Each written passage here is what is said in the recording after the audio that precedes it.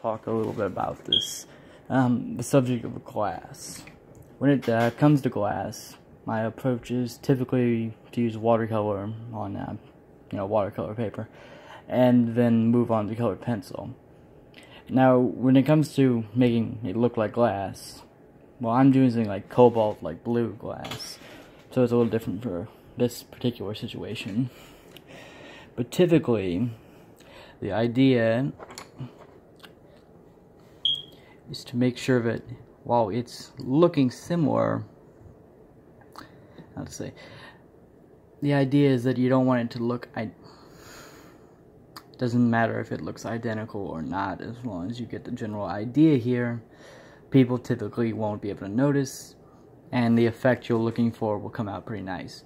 So for instance here, these swirls and a lot of these triangles aren't identical to the reference photo here. I'm typically taking the idea of the ones that actually should be here and reworking them onto what I've drawn from my base drawing. See, my base drawing wasn't typically fully accurate, like in places like here, but I'm working with it. And while working with it, I've typically just taken the ideas that they've given me, such as here, and like these smooth lines as it hits somewhere darker where the cobalt's more concentrated in the glass. I typically just switch to a purple or something, so when it layers, it'll be a little bit stronger all over, and less monochromatic. It's good. It's very good to use multiple values when you're doing something like glass. Normal glass, you typically would use more gray tones, like cool and warm grays. That's